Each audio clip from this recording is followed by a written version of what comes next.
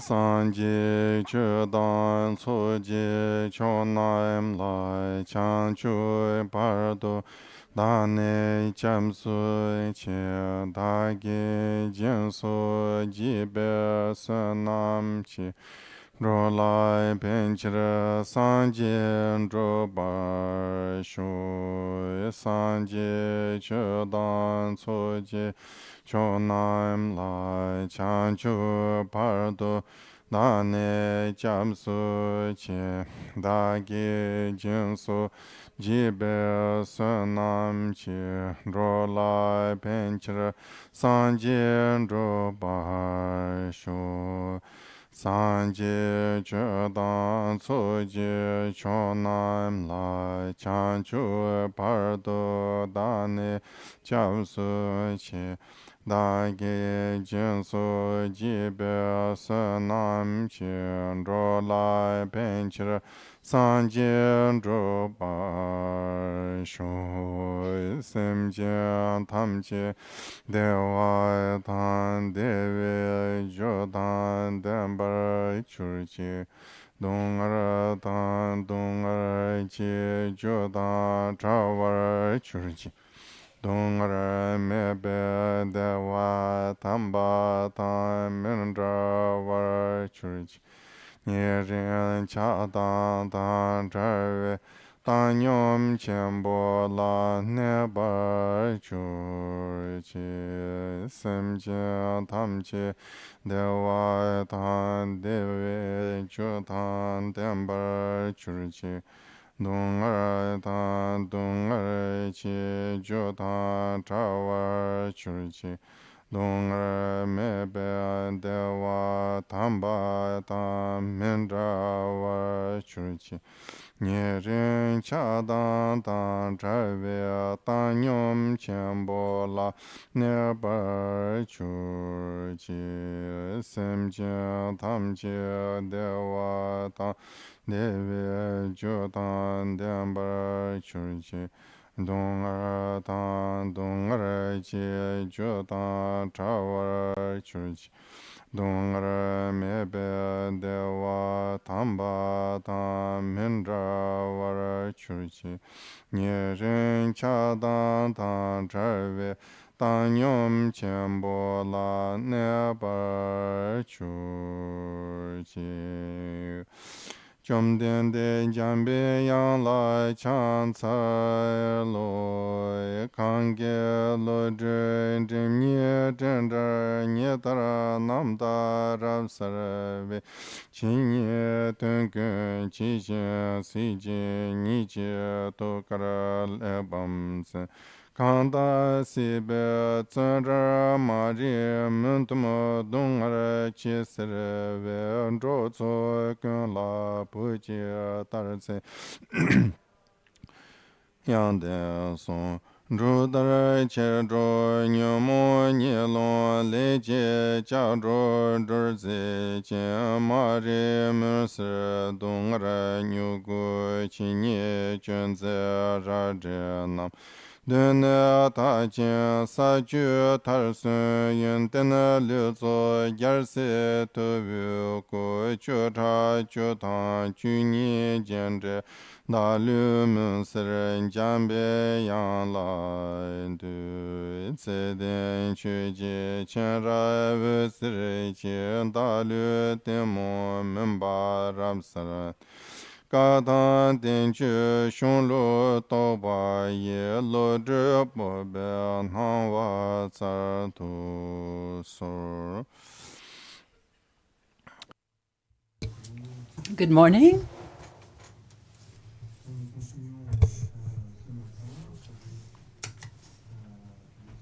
So we're continuing this morning with the subject of bodhicitta. Yesterday we looked at the importance of correctly understanding the foundations of the Buddha's teaching, and also to correctly be able to distinguish what we call the vehicles, because the text that we're studying belongs to the great vehicle, and this is very important to correctly understand and be able to distinguish what the great vehicle is. And as I was mentioning, as I was saying,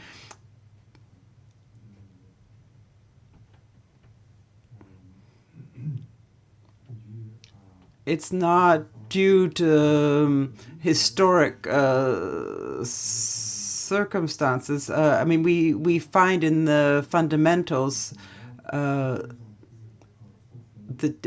increasingly deep teachings of the Buddha that require on the part of the practitioner a greater capacity. And so the vehicles can be distinguished in terms of the aptitude and the disposition of the disciples, his or her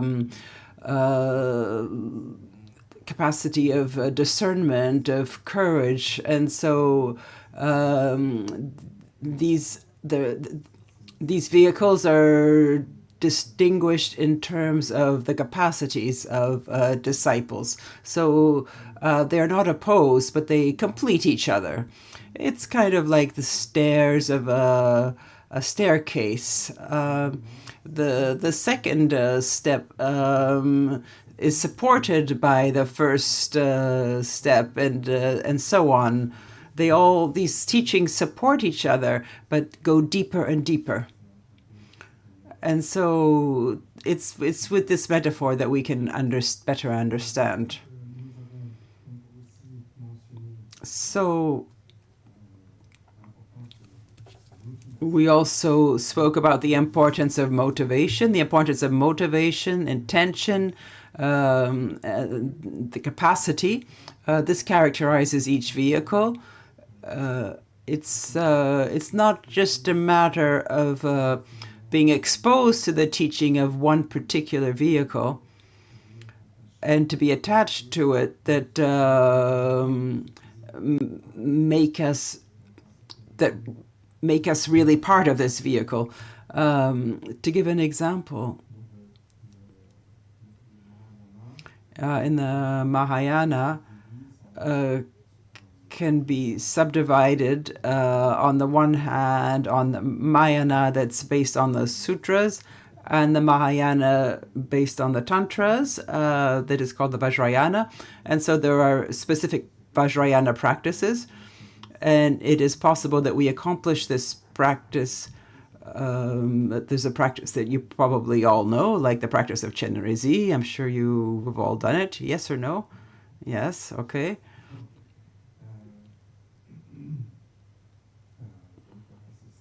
So this is associated to the bodhisattva of compassion. So you could look at this practice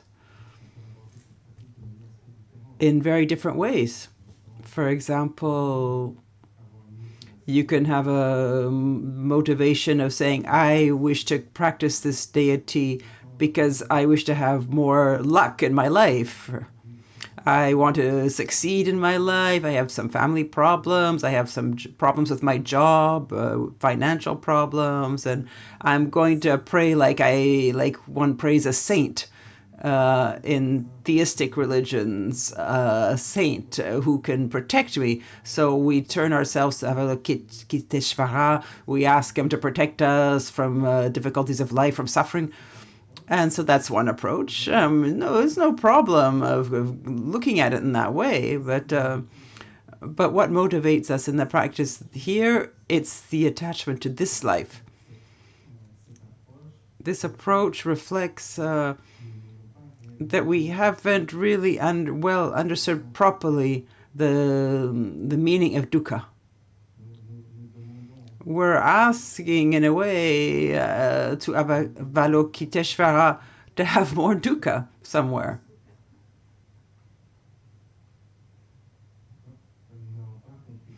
So we haven't understood dukkha. So that's where you see the difference. So motivation. Why? And when we talk about motivation, we're asking, why are we practicing? What are we trying to get out of it? And so then there's another approach. Let's say we've understood dukkha.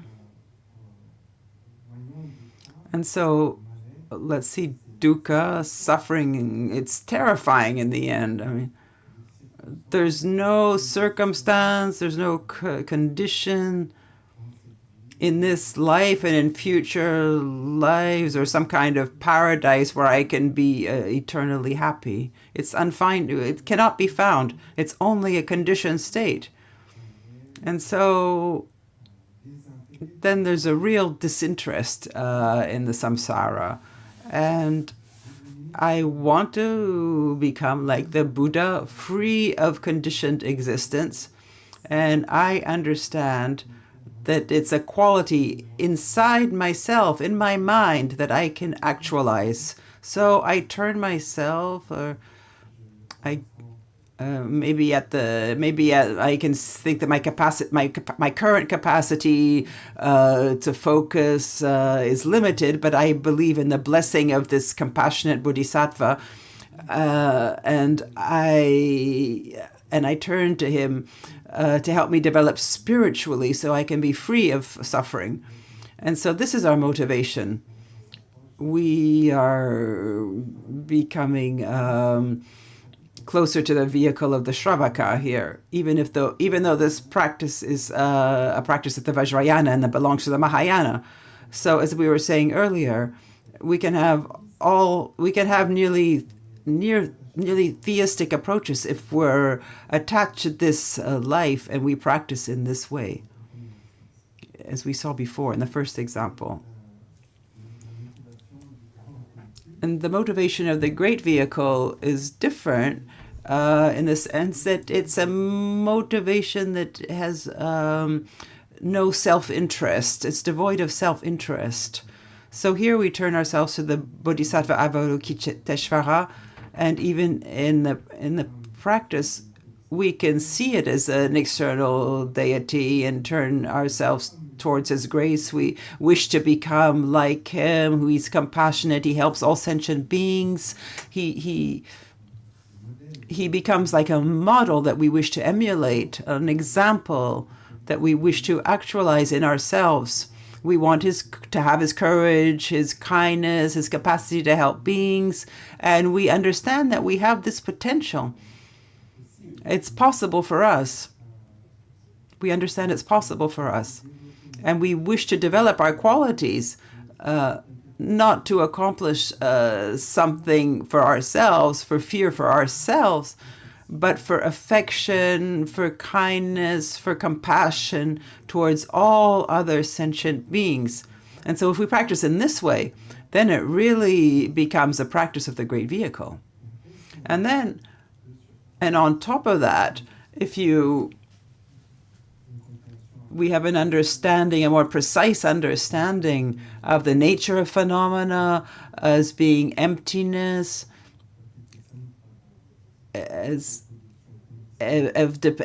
we understand dependent arising, dependent origination, then we can correctly follow all the stages of meditation that is taught to us associated with the sadhana of Avalokiteshvara, and then we're practicing Vajrayana correctly. So these different vehicles are also associated with different motivations, and in parallel, there are also corresponding rules of conduct, whether it's physical, psychological. For the Shravakas, the accent is put on physical and verbal discipline, ethical discipline. Right now, I can't dissipate all my afflictions, but I can I can avoid conducts that that maintain these afflictions and harm others. So in the conduct of bodhisattva, it's a conduct of the mind. What is at the base of all afflictions is attachment to self. As we saw, the grasping of the self, of the I, and associated with the grasping of the I, the preference for I, the preference for oneself, to the detriment of others, the cherishing of self. That is what leads to desire, attachment, hatred, aversion, jealousy, pride.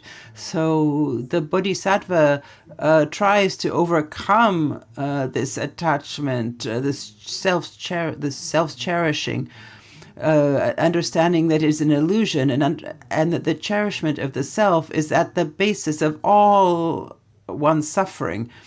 So the bodhisattva tries to recognize an attitude within us that is free from this cherishing of self, and that is benefit for self and for others. And so that's characterized by kindness, an attitude characterized by kindness, loving kindness, compassion.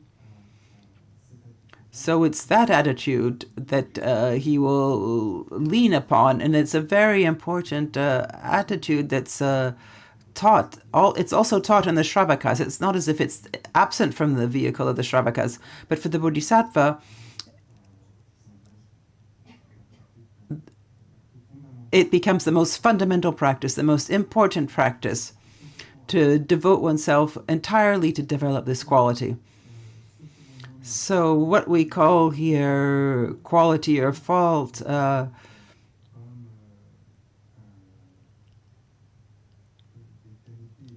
it's not like qualities and faults that we might express in a worldly way, in a conventional way, that are pure qualities and faults that are purely conventional.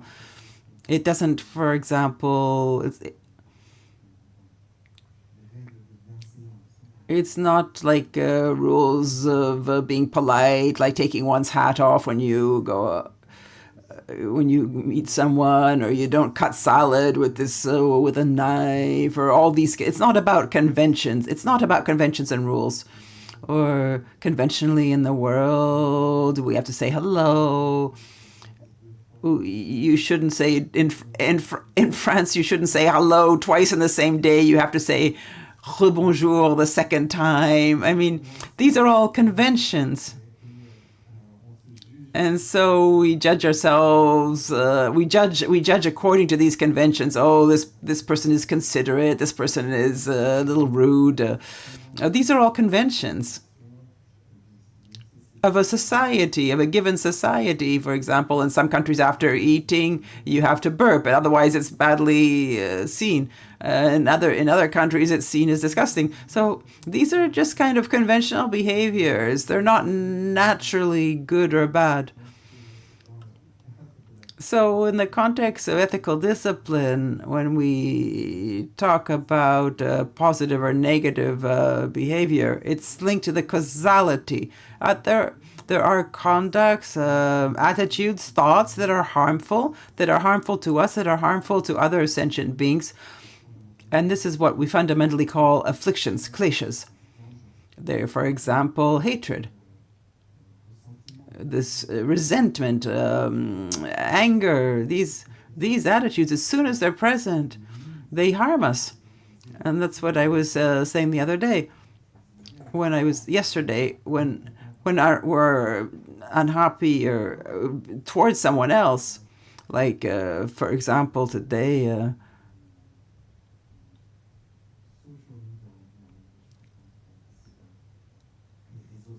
we look at social networks and for news. We see some people do things, and we're unhappy, we're shocked, we're angry, and we feel justified of not approving of such and such behavior. But as soon as anger arises, it's us that we're hurting ourselves first and foremost. because unhappiness is a suffering. The nature of suffering is by nature negative. It's not by convention. It's by nature. So the afflictions are mental events that are by nature negative. And qualities like loving kindness, compassion are by nature positive. And that is shared by the bodhisattvas and the Buddhas that discovered it themselves. And that it's not a convention that they established, it's arbitrary. We can observe it. It's like a law, like the law of gravity or whatever. There's a natural causality. Some X condition leads to X, and circumstance leads to X result. So, in our minds, if we maintain hatred, then it's sure that we'll suffer. At the very moment where hatred is present, already we're suffering. And everything we undertake, and if it's linked to, driven by hatred, it will be harmful to us and to others. And it's the same thing with jealousy. It's the same thing with desire, attachment. It's the same thing with pride.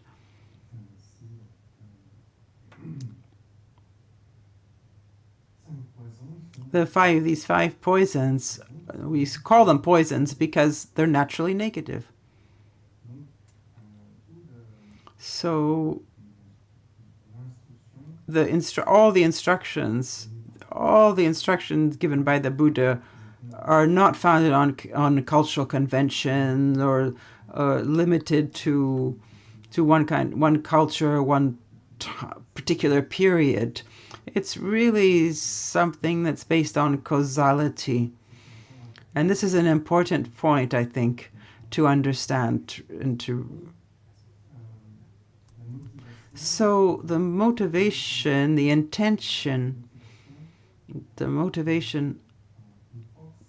have a real strength, have an extraordinary strength in order to determine our becoming. What does our future look like? If it is going to be pain or well-being or that will predominate, it doesn't depend on chance. It fundamentally depends on our motivation, on our intention. If we are moved by hatred and jealousy, even if temporarily by hatred and jealousy we have the impression of obtaining something, in the end, what we'll obtain is pain, the difficulty.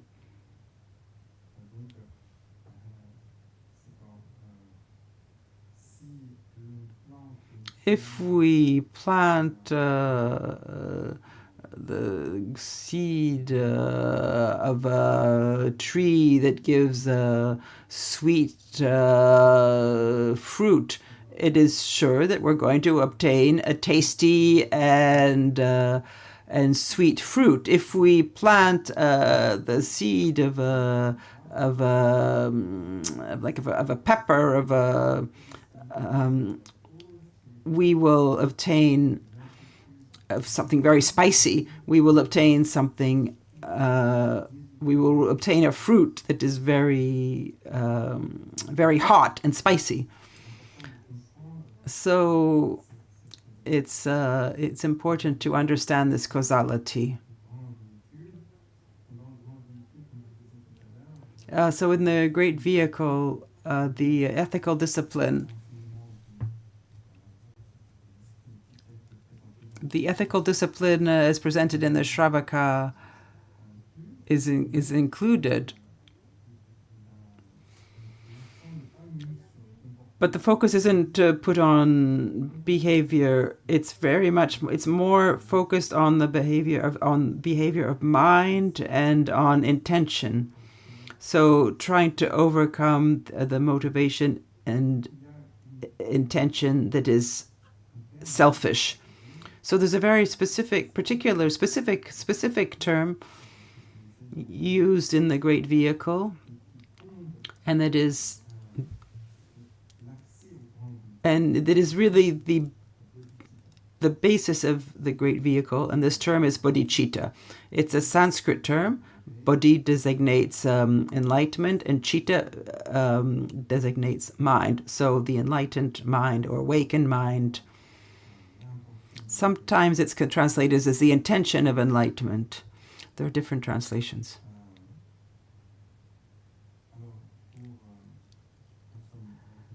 So to summarize, without going into too much detail, etymological detail,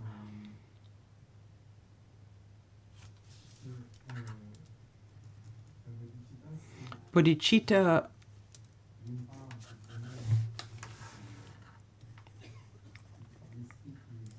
is the mind turns towards enlightenment, that wishes to enlightenment, to be but it's not in a way of fearing for oneself. It's not looking for one's salvation.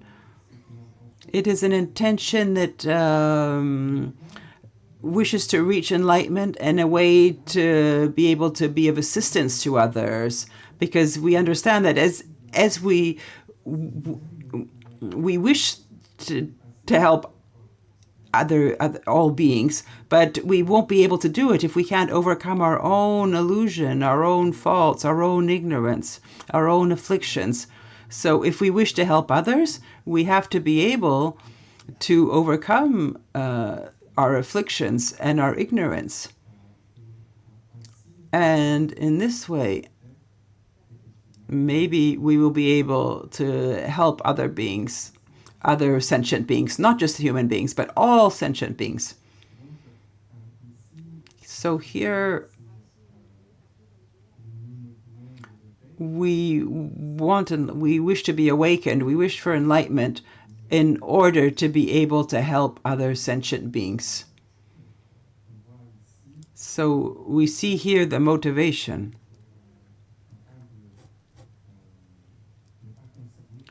So this is a motivation that's not concerned with the I, with the self. And this is the specificity.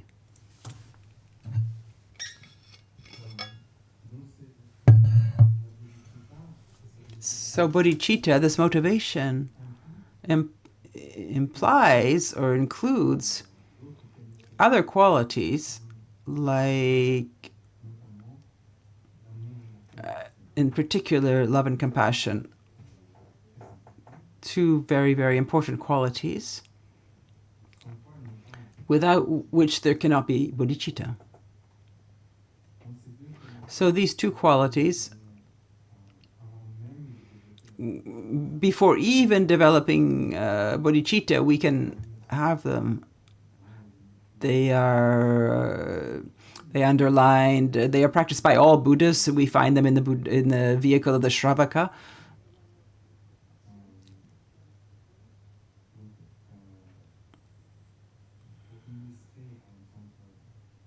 So, like, to illustrate the contrast between a selfish attitude, if one instant of hatred can make us lose all our present happiness and lead us to an unhappy rebirth and create enormous difficulties. We see it. Sometimes people make small mistakes, like one instant of hatred, and they are engaged in a life of great unhappiness. For example, murderers. So this intention can affect all our becoming, all our future. So it's very, very, it's very important for the one who wishes to follow the path of the Buddha to understand that we must turn within, turn inside ourselves and observe our mind and be able to discern in our mind what are the attitudes that are beneficial, happy, that are beneficial for us, and to know what are the negative attitudes, unhappy attitudes for ourselves. So this training before even the physical and verbal conduct. It's above all, before all, to try to dissipate the afflictions that are the source of unhappiness. So the essence of practice of Dharma is to eliminate the afflictions and ignorance more than anything else. So it demands vigilance. What are the thoughts that I entertain? What are the concepts? What are my thoughts and concepts moved by selfishness, by scorn, by disdain, by discrimination? So if I keep these kinds of concepts, if I maintain these kinds of concepts, even though they're fictitious, they're biased. We saw this yesterday. But certain concepts are beneficial. So, for example, if I think, oh, this is a very good person, he or she has qualities, our mind opens, our kindness is expressed. And if I think, oh God, he's mean, he's ugly, he's this and that, and our mind closes, it becomes hostile, and by becoming hostile, we are hurting ourselves, we are harming ourselves. On top of becoming hostile, harmful, to other human beings, other sentient beings. So there's afflictions that we might feel or live as emotion, but these emotions are nourished by our concepts, our way of thinking, by all the discriminations that we have. We're constantly living with discriminations, all kinds of discriminations. We discriminate between human and animal, even that.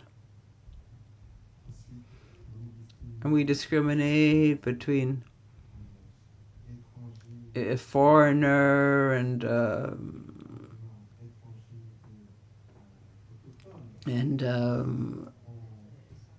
foreigner, not foreigner, a man and woman, old and young,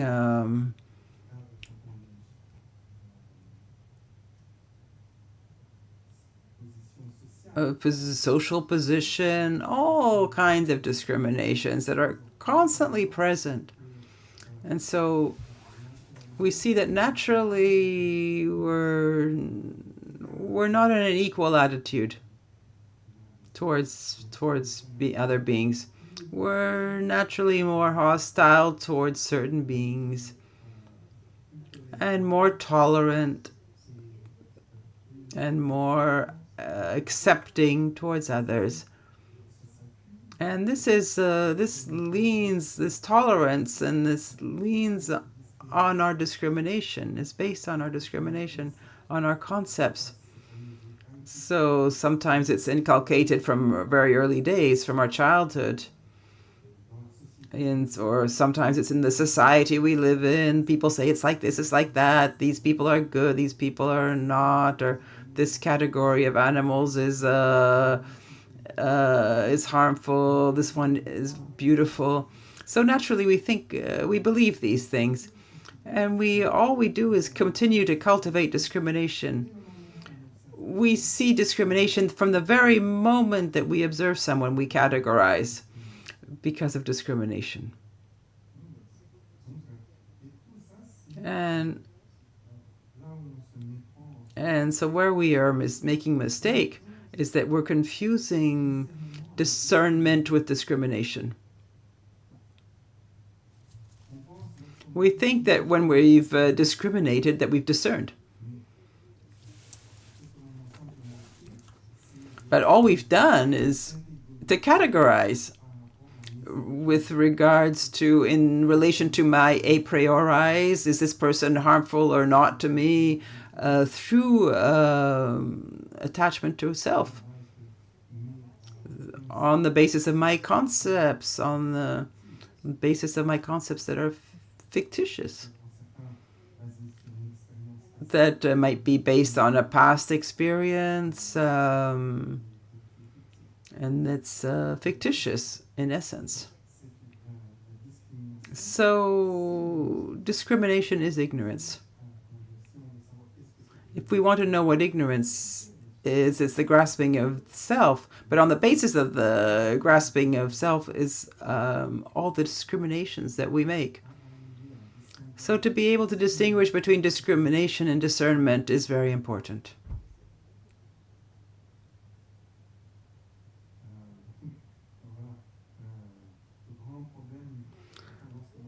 The big problem when we talk about ignorance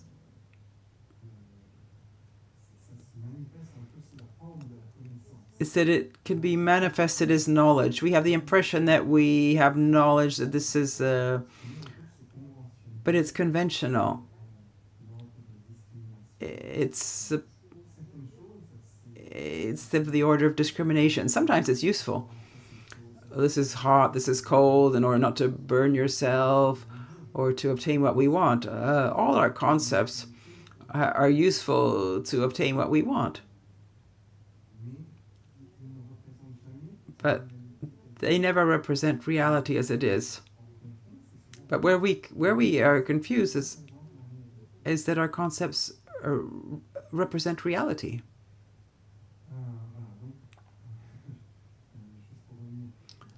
So to sum up, discrimination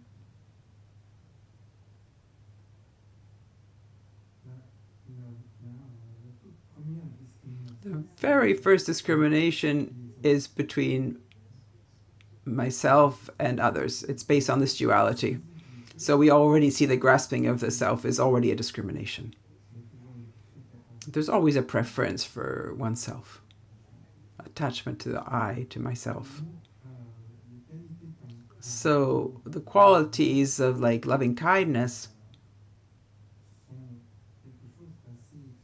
are something quite extraordinary.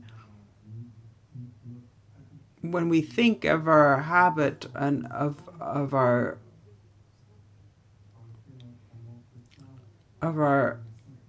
unconscious, even unconscious, there's an unconscious there's an unconscious force of discrimination within us, but it's quite extraordinary because sometimes the attitude of loving kindness becomes manifest. We are able to be kind, of abnegation.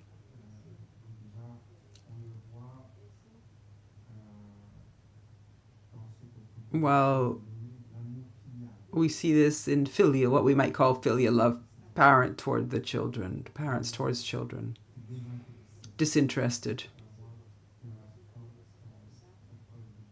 It can be completely disinterested kindness,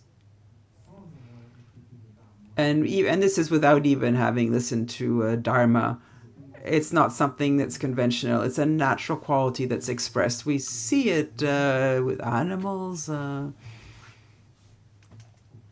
with humans, of course.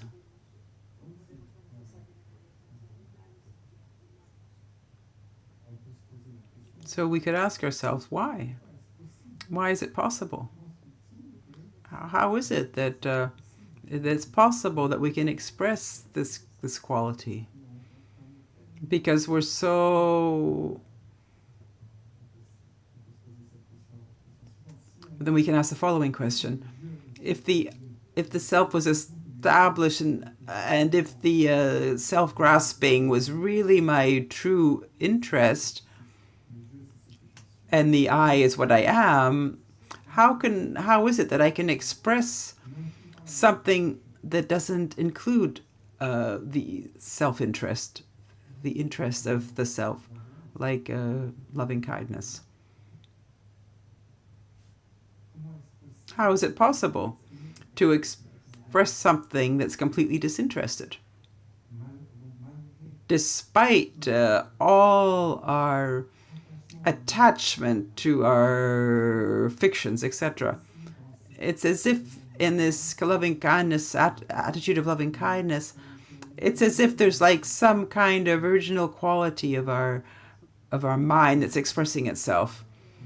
It's like if you look at our experience, for hatred and anger to manifest itself, it has to be preceded by a lot of discriminations. And so it's an effort. It's deliberate. There's something deliberate about it. But the loving kindness that we're looking at here, there's no need for this deliberate effort. It can be spontaneously expressed, naturally expressed. Of course, with concepts, with thoughts, with discernment, we can reinforce it. We can reinforce all this effort. And with that effort can put to one side our grasping. But when this attitude is present, there's no hatred. This attitude of loving kindness, there's no place for discrimination. There's no hatred. There's no place for preference. There's no place for the me, the self, for the.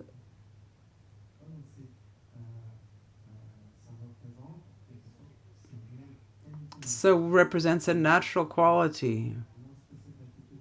And when this attitude of loving kindness is present, it is naturally accompanied by peace, serenity. It is naturally accompanied by well-being. So here it's important not to mix up what we often do in the West, loving kindness, maitri, and with a desire attachment. Usually, we tend to imagine that we're talking about desire attachment. I'm attached to my children. I am attached to my parents. I'm attached to my companion, my partner. That's desire attachment. It's different. It's for me. Because I discriminate these persons as being beneficial for me. So I'm not attached for them, but for what they represent for me and for what they bring to me. That's desire attachment. It's not maitri. It's important to discern the difference. So loving kindness is, it's not for me. It's not wanting to be next to someone because they're giving me something. It's not to try and hold back someone. It's to let someone free and be able to bring to the person what I can for them to be happy. So it is wanting the happiness of the other, very, very sincerely. So here too, there's sometimes a confusion. We think that wanting the other's happiness is to negate one's happiness. To wish for the other's happiness is to negate one's happiness. It's like the idea of the sacrifice of oneself. We have to sacrifice ourselves for others. Maitri does not imply this. Maitri is both wanting the happiness of others, but not excluding one's own happiness, one's own good. It is wishing the good of all sentient beings without exception. So in Buddhism, we try to cultivate this attitude of loving kindness in a universal way. And by universal, we understand it's all sentient beings without exception.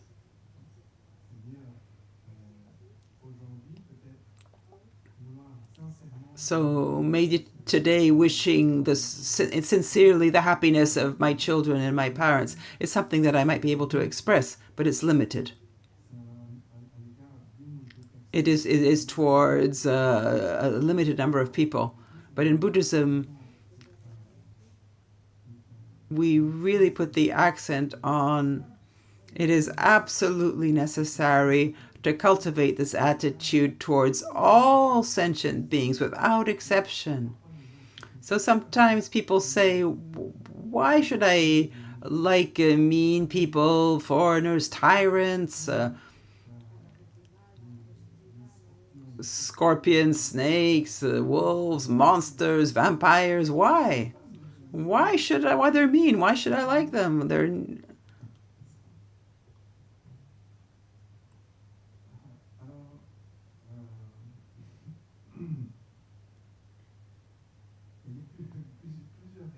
There's several reasons, actually.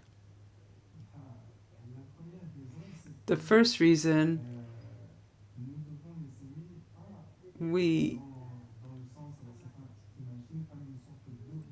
it's not an obligation, it's towards others. Like we owed them something, or because the Buddha says, "Oh, if you don't do that, I'll punish you." It's not at all this theistic attitude. It's that if we cannot cultivate this attitude in a universal way, to what is what is the opposite of loving kindness?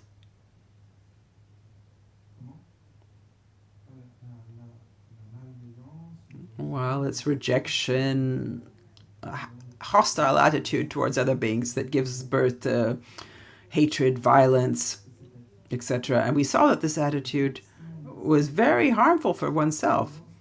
And so when loving kindness is really present in our minds, this attitude of hatred cannot manifest itself.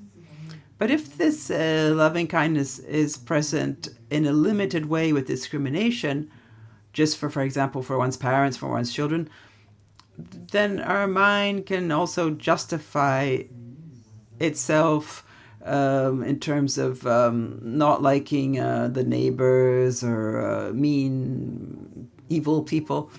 So it means that it means that we're not free from hatred, that it can still be manifested in yourself. So for your own good, to liberate from all suffering that is produced by an attitude of hostility and hatred, it's absolutely necessary that hatred can't even appear. And it can only not appear if this loving kindness is expressed in a universal way towards all sentient beings, including oneself. This loving kindness is universal. There can be no hatred. There can be no hostile attitude, and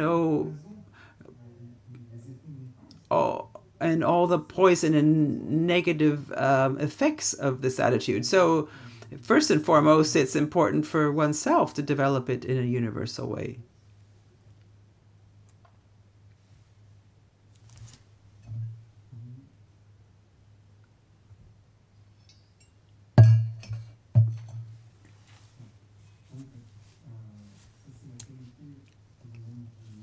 So this is Maitri, the quality, Maitri in Chamba in Tibetan. Maitri, the term, it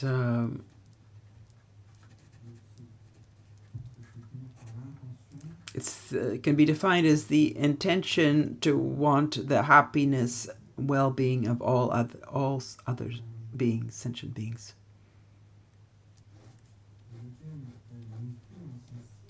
Maitri, the term Maitri in Sanskrit, has a sense of friendship. It's like taking everyone as friend. It's a friendly attitude. It wishes the good of others, the well-being of others. It wants to bring happiness to others. In Tibetan, it's been translated as Jampa, and this term, it has something to do with gentleness, tenderness. It expresses the aspect of this intention.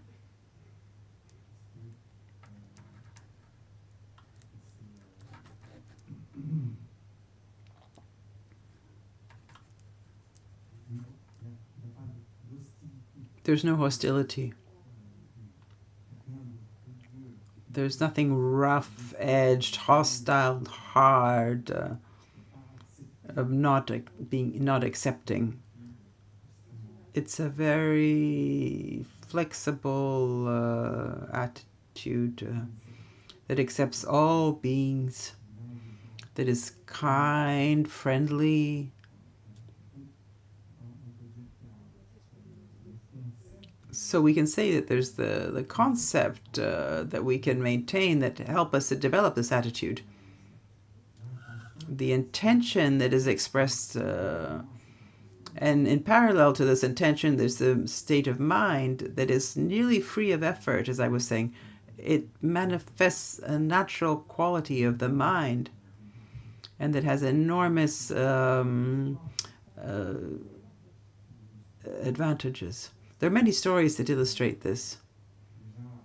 Many benefits. It carries many benefits.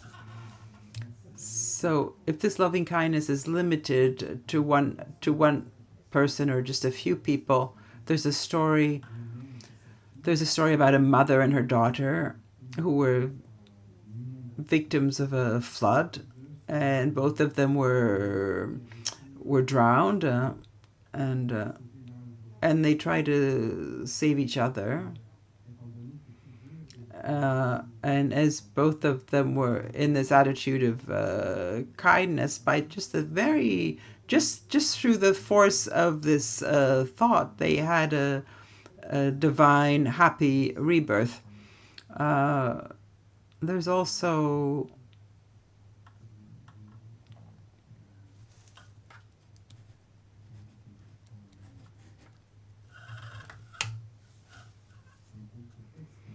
there's a group of texts that are known as Jataka.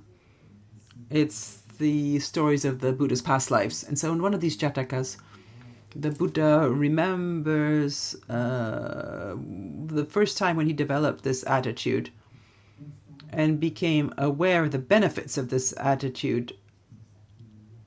He was in a hellish rebirth, and in the hell realm, he had to pull he was being beaten, and he had to pull a chariot with someone, and he felt pain for someone next to him who was being beaten, and he asked the jailer. He asked to let him pull the chariot by himself so that the other could rest. And the jailer hit him on the head, and he died. But because he had this this attitude of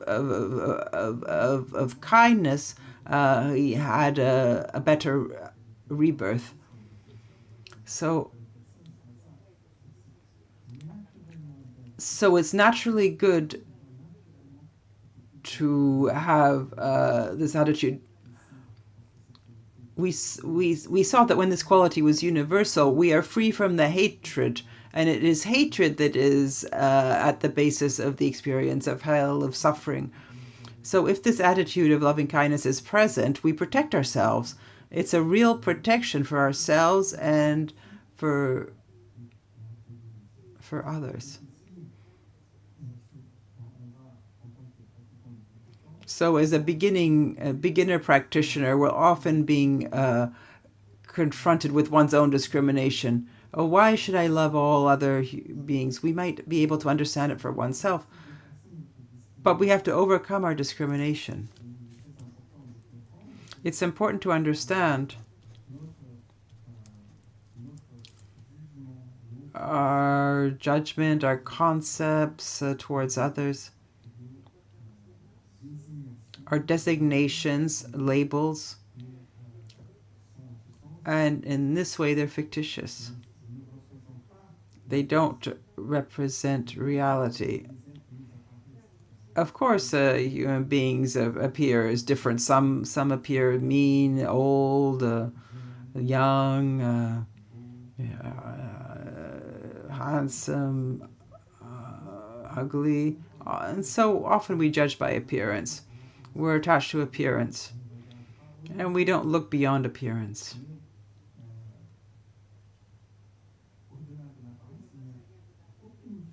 And beyond appearance, there's no difference between sentient beings. All sentient beings. What makes them sentient beings is that they have the quality of mind that is knowing and clear, their capacity of experience, and in that way there's no difference between a human being and animal. And here I'm talking about the mind in its most simple quality, its most fundamental, original quality.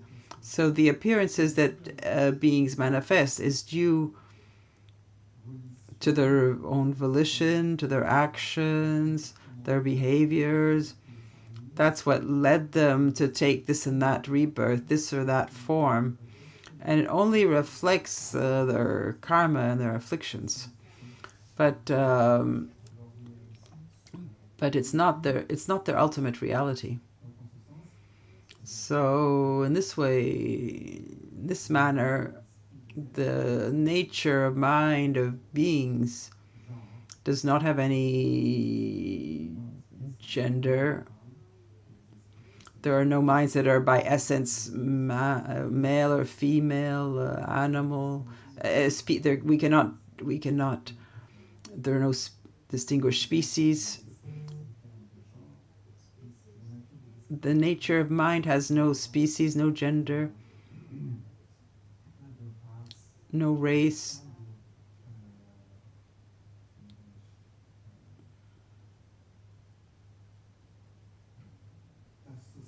No social class. Of course, there are mentalities. We have different mentalities. But mentality is due to discrimination. It's constructed. It's fictitious. It's not fundamental reality of beings. And it changes. The ultimate reality of beings is the mind that is clear and knowing, that is by nature emptiness, free of self, and this quality cannot be found that is by nature man, male, female, by nature good, bad, evil, by nature bourgeois or poor, by nature foreigner, by nature French. There's no French mind substantively.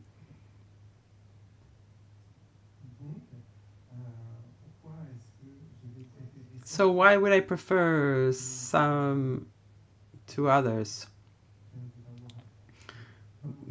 Favor some and leave others by the wayside.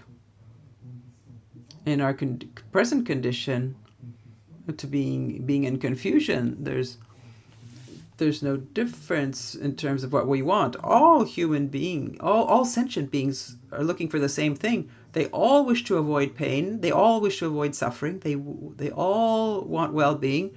And so why would I why would I just bring well-being to a few people and not to others?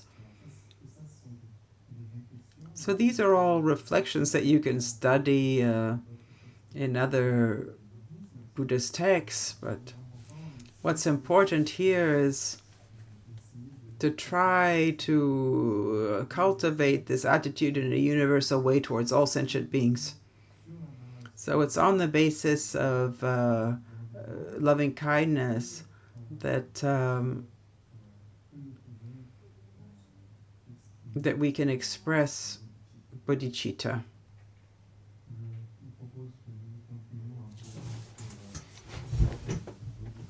So I propose that we continue with on the theme of bodhicitta. So I mentioned the importance of this quality that we know as Maitri, and which is commonly translated as loving kindness today.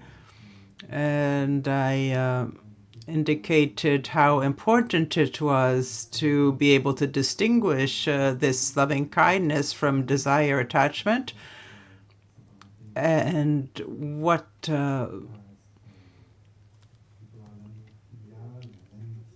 that was closer to filial love and friendship. It has nothing to do with desire attachment.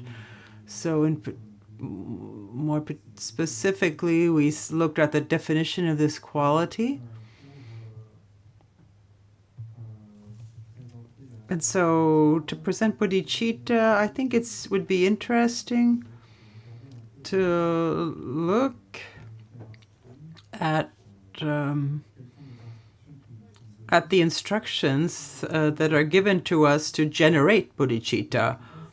That bodhicitta is not just universal loving kindness towards all sentient beings.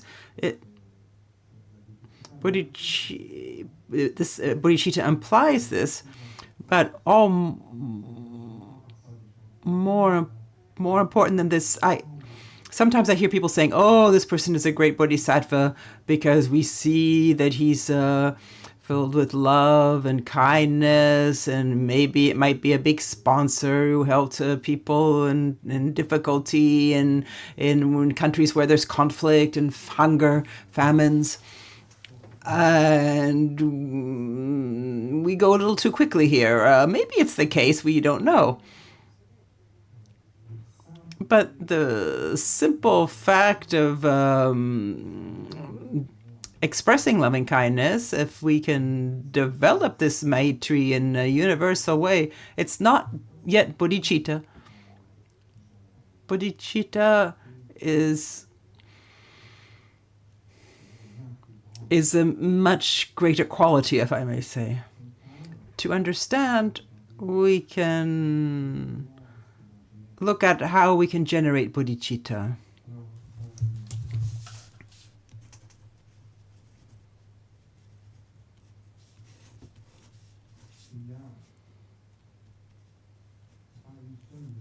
There's not one method. There are many methods. There are many paths, different paths. Via many different paths, we can achieve bodhicitta. Bodhicitta depends on many things to be generated.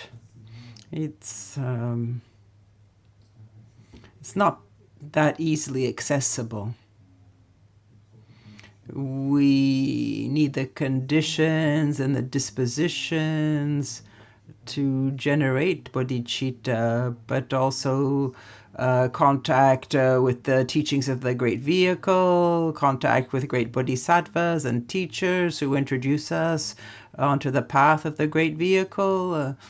It depends on all these circumstances, and also of our own understanding. So either by leaning on discernment and wisdom will lead us to be able to generate bodhicitta, and otherwise by leaning on the reflections we had this morning in terms of the importance of cultivating loving kindness towards all beings.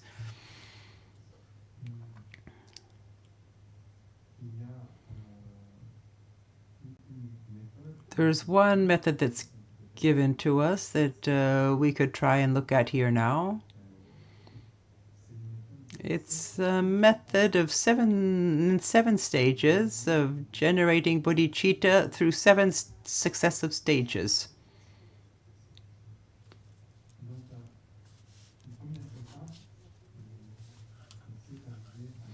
The first stage is to cultivate loving kindness,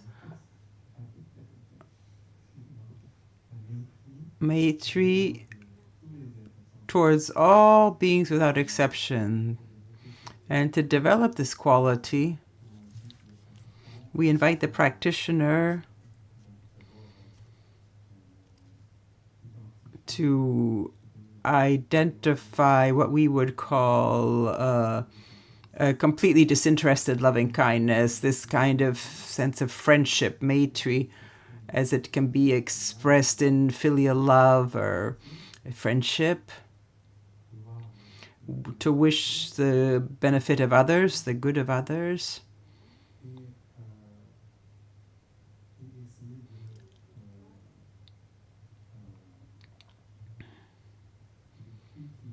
And try to cultivate this attitude, train oneself to have this attitude, to feel it towards all beings. And to do this,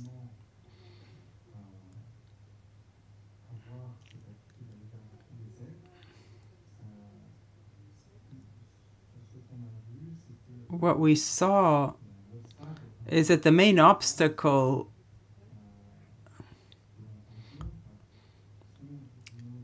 has to do with our discriminations, our judgments. Oh, this is a foreigner, this is an enemy, this is someone mean, this is a good person. We have all these kinds of discriminations, as we saw. And that's the main obstacle. We have to overcome this obstacle. As I said this morning, we can overcome it by knowing that the mind of beings is not, there's the discrimination that we have towards others is just appearance. They're not veritably established. They are fictions on our part when we grasp. The mind substantively is not a good or evil or a friend or enemy. This cannot be directly observed. Another method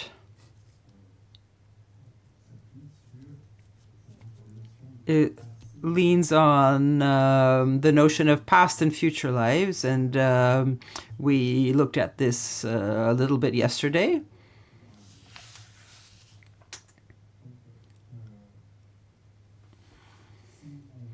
So if we see and realize and understand that the mind, the knowing and clear mind, can't have as a source physical matter that is neither knowing nor clear, so one cannot have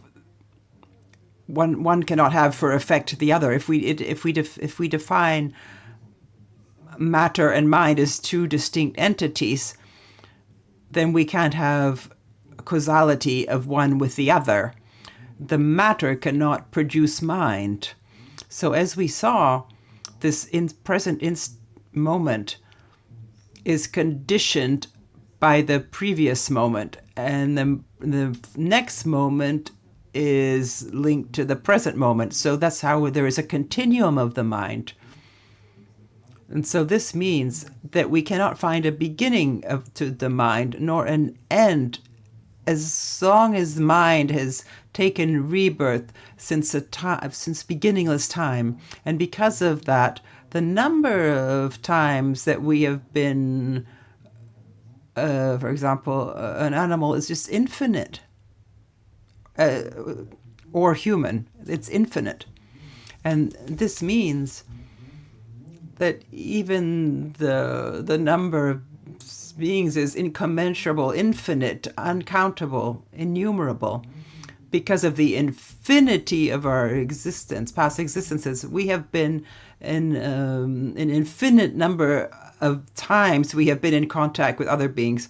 And in this way, each ascension being has been apparent. And so in this method, we underscore filial love and in particular the affection towards our mother, because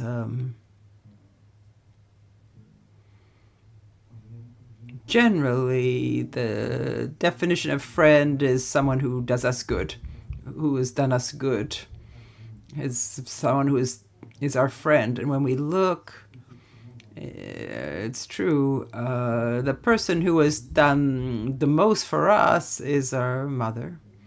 She gave us life, protected us when we were young. They've enabled us to stay alive. No one has ever done as much for us as our mother. We might have preferences today. Maybe we prefer our father, or uncle, or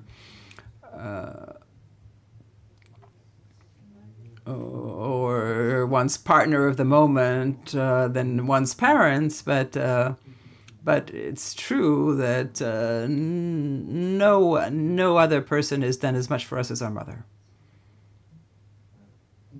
Concretely, in a concrete way. So when we realize this, there's a certain gratitude that arises in our mind towards our mother. There's an appreciation, a recognition, a gratitude, and the sentiment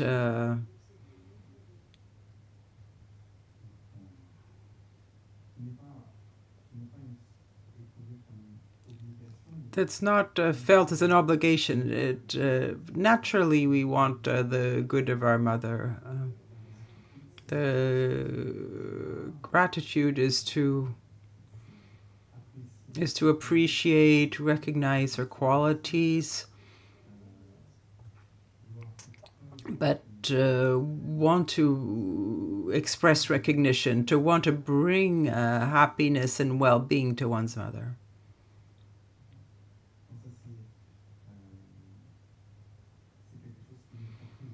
So we have to try and feel this as an example.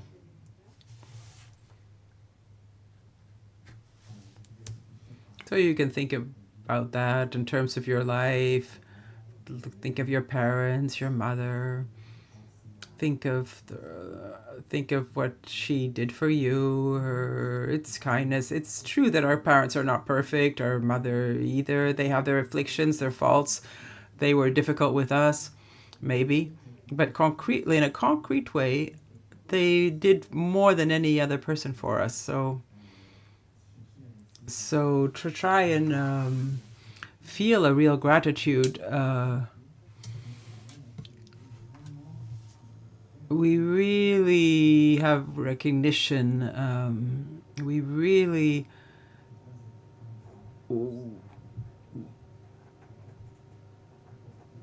wish to bring happiness to our parents, to our mother. It's this will to accomplish the well-being of our parents. To give an example, imagine, for example, that you make a fortune and that everything's going well for you, and next to that, your mother is living in misery and poverty. It's not something that you would be able to accept. If you have gratitude, you would never be able to enjoy your fortune if you know that you have ensured the comfort of your mother.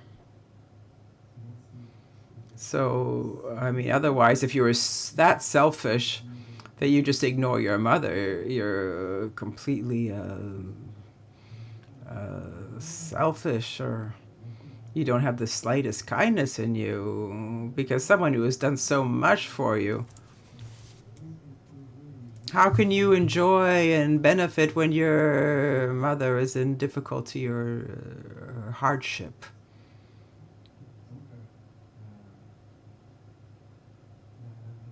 So gratitude is that, in a way. You cannot forget someone. You cannot forget the well-being of this person. Happiness and pleasure for us alone means nothing if we cannot ensure that of beings that we cherish.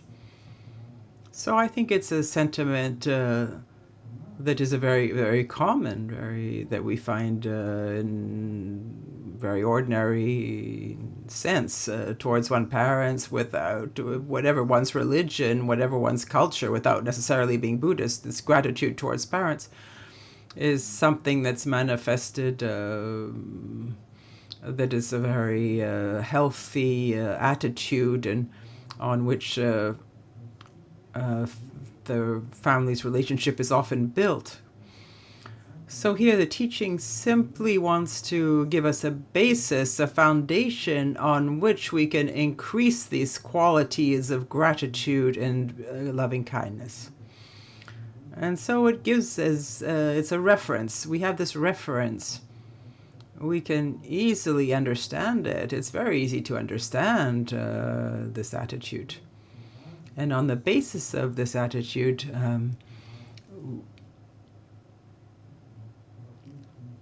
we can look and confront our discriminations. Others, those who aren't my mothers today, those who appear as enemies, as foreigners, towards who I have a hostile attitude, and realize that I've taken on an infinity of lives.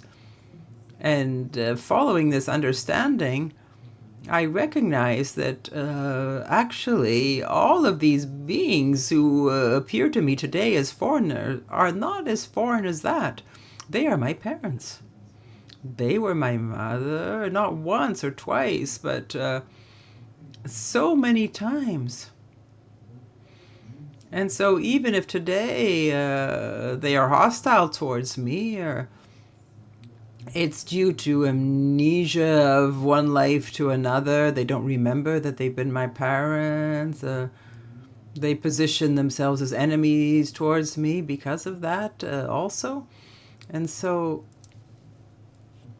when you look beyond appearances, we have parents from other lives. Maybe once I was a bird, maybe once I was a mother bird, a human mother. There are so many circumstances, and as such, a mother takes care, demonstrates enormous loving kindness, generosity, up till giving her life for her children. And I have benefited from this tenderness and from this kindness of these beings. So how can I now, today, forget all these beings who have been my parents and be selfish and pursue for myself the state beyond suffering? I wish to be able to be grateful and help all other sentient beings who have been my parents. So in this method, if I could say, to generate bodhicitta, the first stage is to see and recognize in all beings are mothers, Marshi, that to know that all beings are mothers. So it means accepting the notion of past lives and future lives, everything that we just said. And the second stage, I'll start explaining. It's the recognition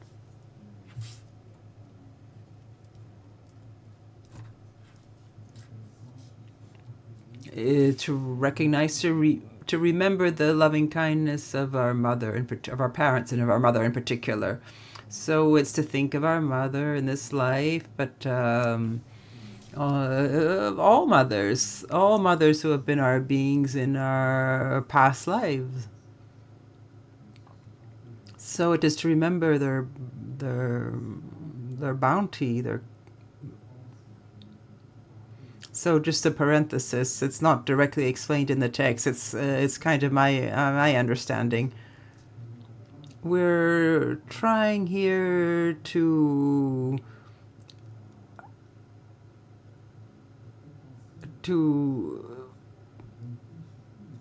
become aware of the potential of kindness, of bounty in all sentient beings that we evoked this morning. How is it possible to express loving kindness when we're completely obsessed, taken by our ego. Why? Because it's a natural state of the mind. It happens nearly effortlessly. It can manifest nearly effortlessly. And so by recognizing all beings as our mothers, we're also thinking of their bounty, their kindness, their immense kindness towards us. So we're also looking at the innate qualities in every sentient being. Behind appearances, the mind of every sentient being has the same qualities, is endowed with the same qualities as the Buddha. Fundamentally, in the reality of the mind of a Buddha and of an ant, there is not a difference in the essential quality. The only difference is that on the one hand, the Buddha is free of ignorance, and on the other hand, the sentient being is afflicted by ignorance. The ignorance is not a reality. It's a misunderstanding. It's a non-recognition, and that afflicts us. So here we have to look. It's a matter of looking beyond our discriminations and our appearances, and of the very confusion of beings.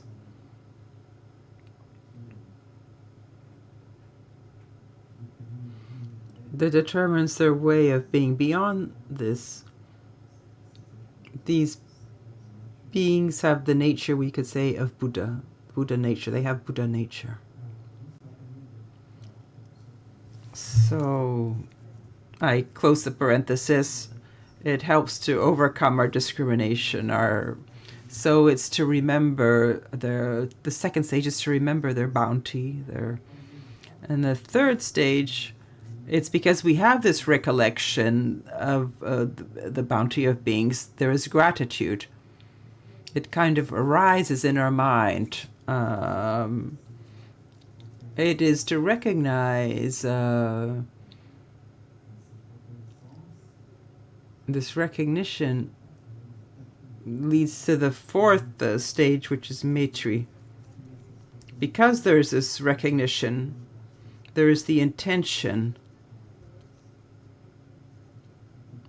to accomplish the well-being of others. We want the happiness of others. So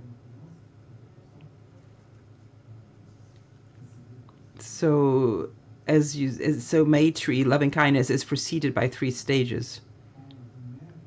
And also when we say mother, I think psychologically it's a very important step because often when we see someone we don't know, they're no one for us, really.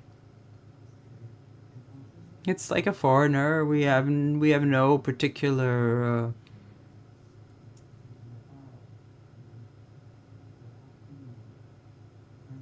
there's no intimacy, there's no close sentiment of wanting to do something for this person. It's no one. And here, suddenly, it's no longer the case. It's our mother. It makes all beings very close to us. It's just because of this amnesia, our confusion, that they appear as foreign. And it's very sad because of our confusion and our ignorance. Well, we have this amnesia, we don't recognize oneself, and we hurt ourselves, we harm ourselves, whereas in the previous lives and past lives, we cherished each other, we loved each other. So suddenly others become closer to us, but we also feel responsible.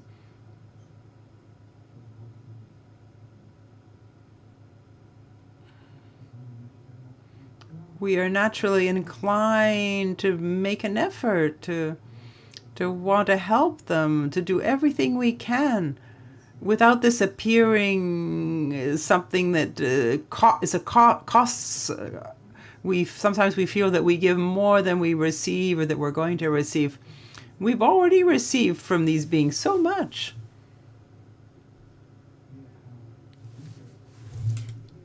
So it's a disinterested and unstringed attitude. There are no strings attached. There's no hope for ourselves. It's a disinterested attitude, fundamentally. So gratitude in Champa, loving kindness. So the next stage is compassion. Karuna in Sanskrit. So compassion is different from loving kindness. Of course, they're linked. Loving kindness observes beings who don't have well-being, and we want to bring them well-being. That's the intention. The intention is generosity, to be able to give to others well-being, to bring to them enlightenment. It's an attitude of openness, of generosity, of bounty, to be able to give, to help. Compassion is of the same nature, but we don't only observe beings who don't have happiness, but we observe the suffering that beings have and experience. That's how compassion is what arises when we observe the suffering of beings, the pain of beings. So some people are afflicted by physical pain, by illness, by old age, death, not obtaining what they want. They may be separated from those they cherish so much. So the suffering that we described in detail yesterday, so here we see that bodhicitta is only possible if there is a precise knowledge of what we understand by suffering that we defined yesterday. So today we can discriminate better. We might discriminate. Oh, there's these billionaires have everything, and feel some jealousy, scorn towards them. But in fact, they are also objects of compassion, because just as the one who is in hell, so compassion is something that we have to cultivate towards those who are effectively suffering, but also those who are cultivating causes of suffering.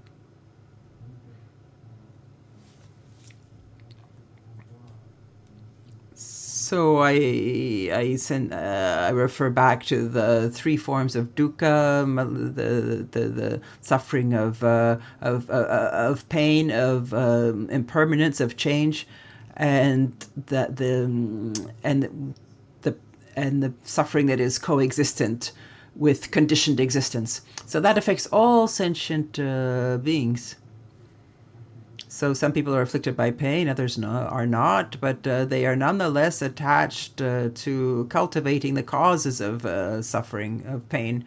So in that sense, they are all objects of our compassion. So compassion is the intention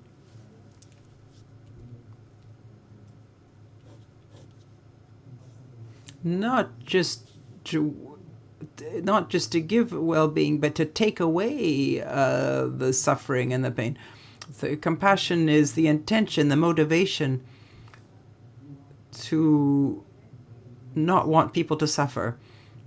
So, for example, imagine you have your mother in front of you and she's in just a terrible pain. All you want is that she be free of that, and whatever difficulty it might involve for yourself, you will try with diligence and without counting to help her. Of course. So that is the quality of compassion. So compassion, there's that motivation, and there's also a state of mind which is characterized by courage, the absence of fear, absence of attachment for oneself, because through compassion we are ready for anything to help, to relieve.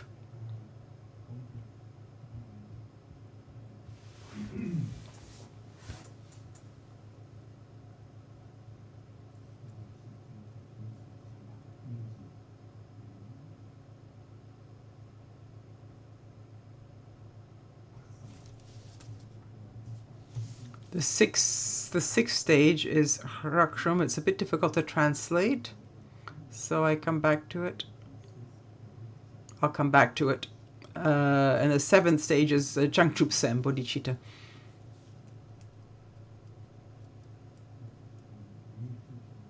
So to come back to Karuna, to come back to compassion, to come back to Karuna.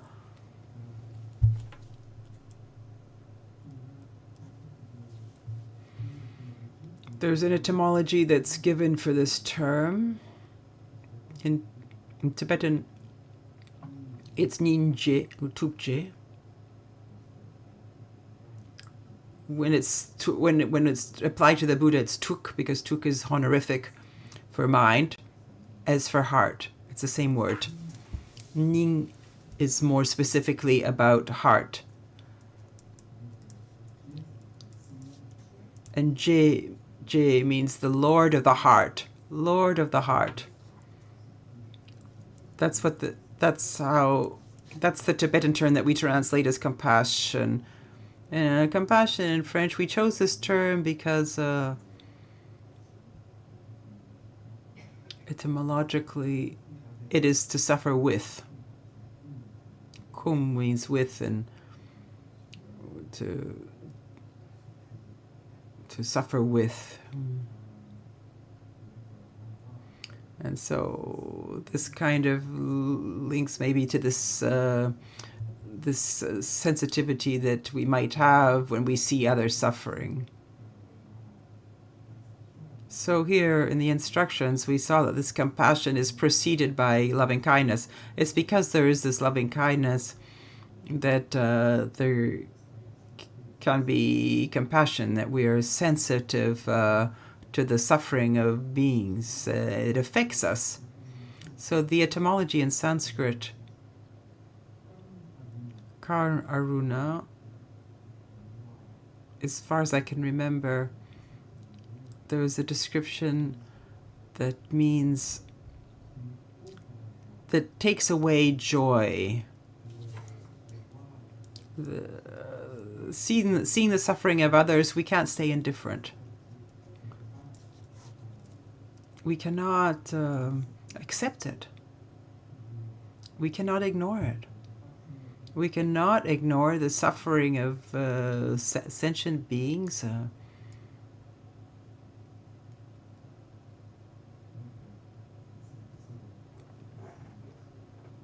That's kind of the etymological definition. And then there's another definition. Some others say that it's also a Sanskrit term that would derive from the same root as action. It's also that also implies that compassion pushes us to be generous, to help, to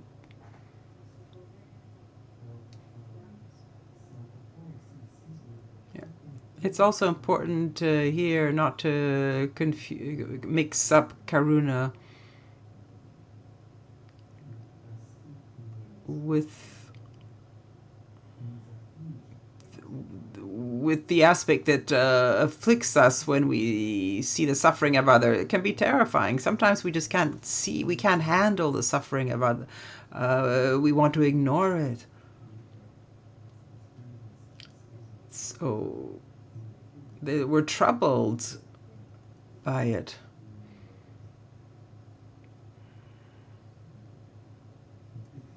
It can kind of petrify us, make us incapable of acting by fear, out of fear.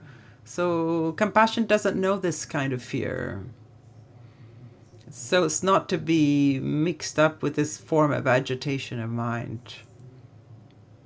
It's characterized by a certain degree of courage.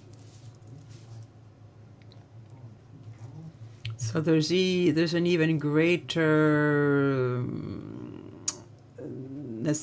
level of overcoming the self, the me, everything that belongs to me, that I can make it available to help.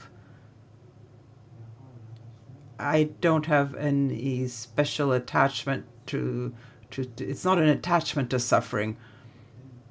In the very quality of compassion, there's a certain joy. It's knowing that we can. It's not as if we're facing a desperate situation where there's no solution. Sentient beings are certainly innumerable. Their suffering immense, their confusion present for a very, very long time, anchored in them. Nonetheless, fundamentally, sentient beings have the possibility of being free from this suffering. And we've understood, if we've understood the second noble truth, the origin of suffering, it is the product of fiction, of ignorance. It's not something that is a reality that cannot be overcome. Suffering can be dissipated. So there's this understanding that's in the context of compassion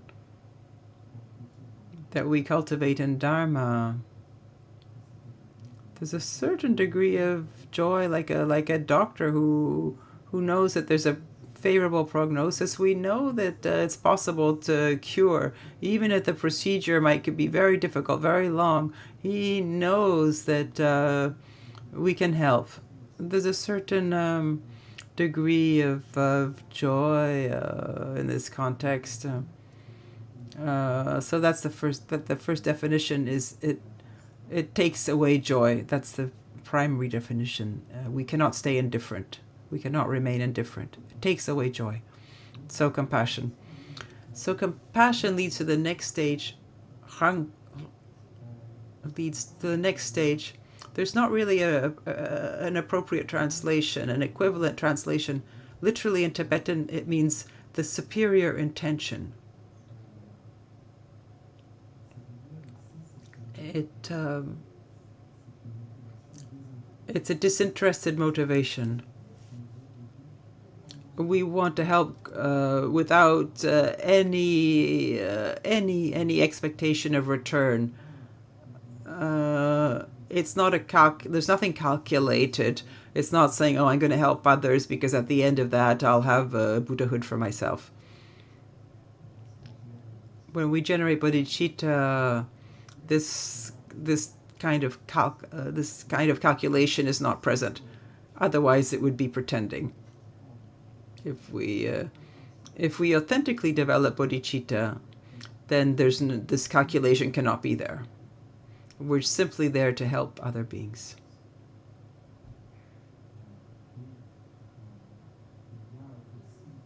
And there's also another implicit point that's very important.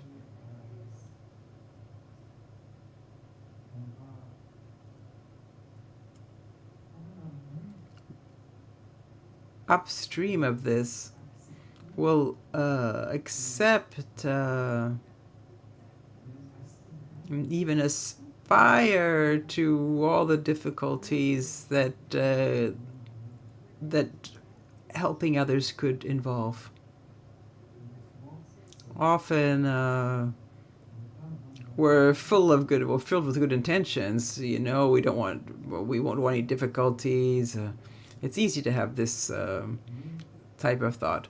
But concretely, when we want to really do something, we're tired, or the patient is quite a pain, is difficult, things aren't working.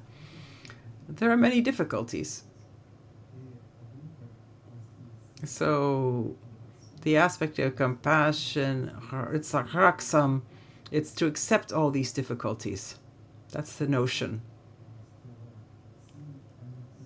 So it's like if we say, oh, there's I'm not being recognized, I'm being hurt, I'm being lied to. Regardless of all that, I'll accept them.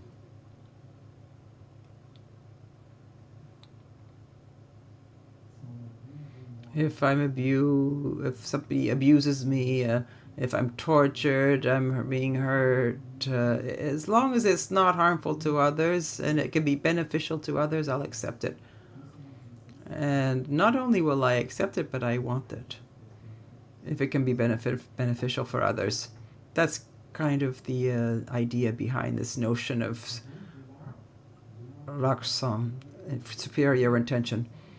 So that's where the bodhicitta comes, which is like the wish to pursue enlightenment, not just to help one or two people, but all sentient beings.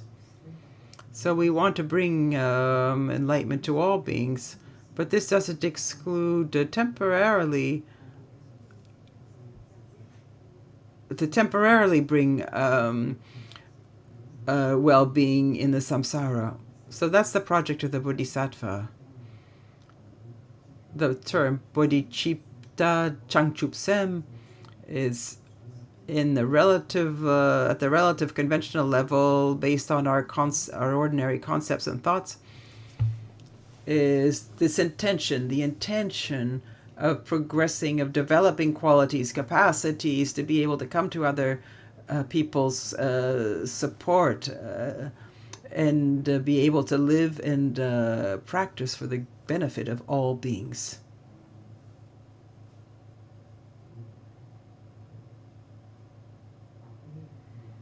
So after in bodhicitta, we distinguish two aspects. There's an aspect that is simply the intention, and this intention is followed by a commitment and engagement. The path of the bodhisattvas starts when these two aspects of bodhicitta are effectively present. Not only do we have the intention, but we're engaged according to our capacities. We try to accomplish the benefit of beings. So it's associated with the taking the vows of bodhicitta.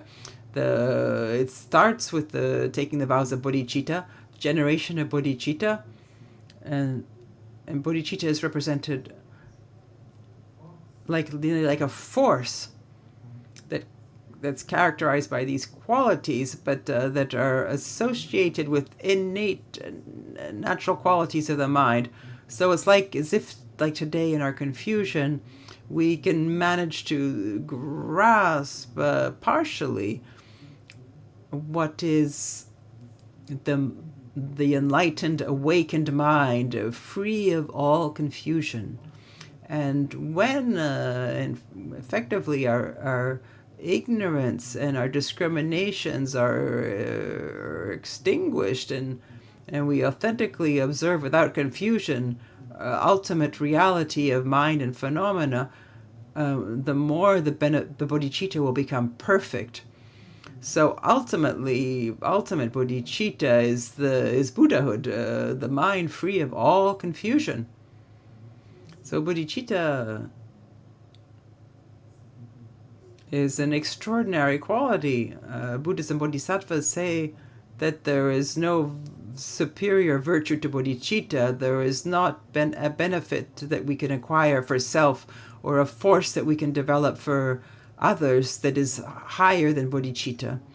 So when we really generate bodhicitta, we become what we call a bodhisattva.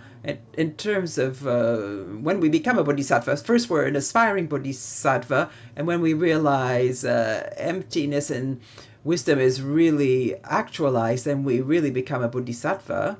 And when this wisdom is fully accomplished, then we become a Buddha. But becoming a Buddha is not to adopt a certain characteristic to transform into something different. It's simply to actualize the veritable innate qualities of our mind, which are already there in us, but occulted, hidden, and in a way made inefficient because of our ignorance and our afflictions. So the one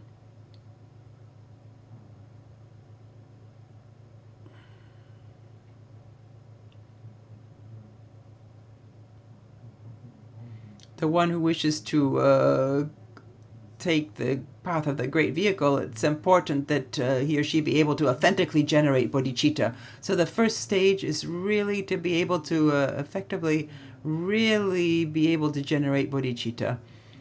And associated with bodhicitta, there, of course, the practices of the bodhisattvas that we can talk about after. But when we generate, at the moment we generate bodhicitta, precisely, we become like inheritors of the Buddha or sons of the Buddha. It's because the Buddhas became Buddhas because of bodhicitta.